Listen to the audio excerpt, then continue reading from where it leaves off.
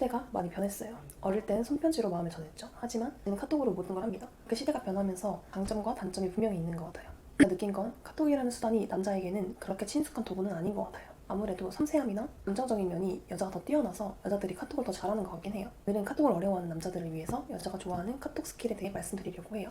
또 남자들이 제일 어려워하는 부분이 두 가지인 것 같아요. 첫 번째는 대화 주제, 두 번째는 어투. 1번부터 얘기하자면 솔직히 말씀드리면 이거는 얄팍한 기술을 배워서 확 좋아지는 그런 부분은 아닌 것 같아요. 어떤 것이든 본질적인 부분이 중요하다는 말씀 드리고 싶어요. 대화라는 건 상대방과 나의 의견을 교환하는 행위고, 교환을 하려면 내가 가지고 있는 게 있어야 합니다. 그게 경험적인 부분이거나 지식적인 부분일 수도 있고, 감성적인 부분이나 유머러스한 요소가 될 수도 있죠. 저는 경험적인 부분이 가장 중요하다고 봐요.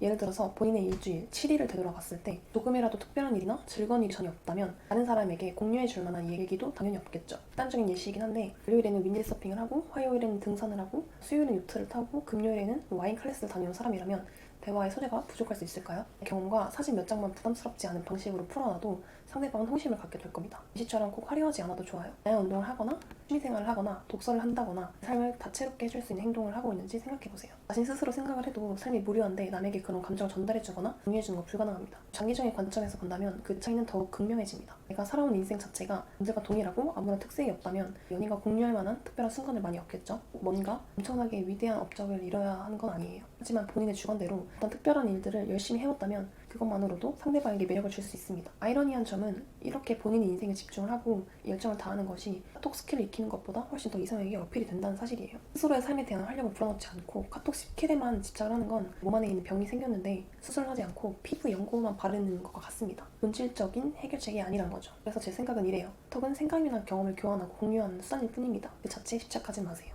두 번째, 에 대해서 얘기해볼게요. 1번에서는 너무 무거운 얘기를 했으니까 이번에는 카톡을 할 때 즉각적으로 개선할 수 있는 부분인 어투에 대해서 얘기해볼게요. 심리학 책에도 나왔듯이 어떤 문제가 발생했을 때 남자는 목표 지향적이고 여자는 과정 지향적인 경우가 많습니다. 예를 들어서 여자가 나 오늘 넘어졌어 라고 얘기를 했을 때 보통 남자들은 얼마나 다쳤어? 거기 옆에 약국 있으니까 빨리 밴드 넣어서 감아. 이런 식으로 문제 해결에 집중하는 대화를 합니다. 이게 절대 나쁘다고 생각하진 않아요. 근데 여자의 경우에는 가정과 감정적인 부분에 섬세하게 반응을 하기 때문에 다음과 같은 답변이 좋을 수 있습니다. 괜찮아? 많이 다쳤어? 아프진 않고? 약간 이런 식으로 말이죠. 물론 이렇게 얘기하는 게 힘들다는 거 알아요. 하지만 조금 노력한다면 쉽게 적용할 수 있는 부분이에요. 그런 부분을 응용해보면 오늘 뭐 먹었어? 라고 카톡이 왔을 때 나 김치찌개, 너는? 라고 대답하는 것보다는 오늘 묵은 김치찌개 먹었는데 김치가 한 10년 정도 묵은 것 같아. 진짜 맛있어. 꼭 같이 오자. 이런 식의 답변을 해준다면 대화가 더 풍성해지고 상대방의 상상력도 더 자극할 수 있을 거예요. 여자 쪽에서 묵은지 진짜 맛있지? 라고 호응이 나올 수 있고, 여기 진짜 먹어봐야 돼. 나중에 시간 비워봐. 이런 식으로 살짝 턱부하면서 재치 있게 만남을 유도할 수 있습니다. 날씨 진짜 죽인다 라고 봤을 때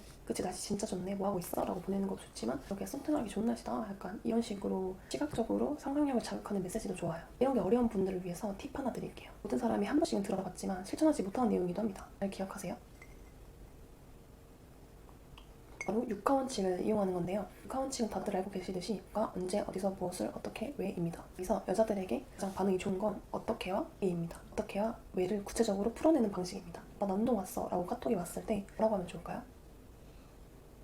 열심히 운동해 라고 생각하실 분들이 있다면 나쁘진 않은데 대화가 좀 끊기겠죠? 그것보다는 오늘은 운동을 어떻게 할 거야? 이렇게 말을 한다면 여자는 오늘 하체 하는 날이야 라고 말을 하겠죠? 그렇다면 답변을 스쿼트 할 때 중심 무너지지 마. 그러다 무릎 나간다. 운동을 어떻게 하는지에 대해 얘기를 하는 거죠. 이런 식으로 대화를 풀어나가다 보면은 한 주제로 오랫동안 얘기를 할 수 있습니다. 어떻게만 가지고도 대화를 이어갈 수 있지만 나머지 요소들도 적절히 섞어주면 대화 자체가 정말 풍성해지는 걸 느낄 수 있을 거예요. 이것은 카톡뿐만이 아니라 오프라인에서도 똑같이 통용되는 대화 스킬입니다. 오프라인에서 말을 엄청 잘하는데 카톡을 못하는 사람은 없습니다. 즉 상대방의 행위에 관심을 가지고 많은 사회적 교류를 하다 보면은 대화하는 방식은 자연스럽게 늘어나 있을 거예요. 단순히 카톡의 문제가 아니라는 거죠. 오프라인에서 사람들을 만났을 때도 육하 원칙을 활용해서 대화를 더 풍성하게 이어가는 방식을 연습해보면 정말 도움이 되실 거예요. 이게 말로는 쉬워도 막상 해보려면 생각보다 쉽지 않습니다. 대화를 할 때 즉각적으로 말을 꺼내야 되는데 2-3주 정도 생각하면서 버퍼링이 걸리면 이상한 사람이 되기 십상이거든요. 이런 대화를 잘하는 대표적인 연예인은 탁지훈 같은 스타일입니다. 정말 많은 대화와 타고난 센스로 적절한 한마디 한마디씩 잘 던지더라고요. 아마 수만 번의 대화를 통해서 수적인 경험과 노하우가 아닐까 싶어요.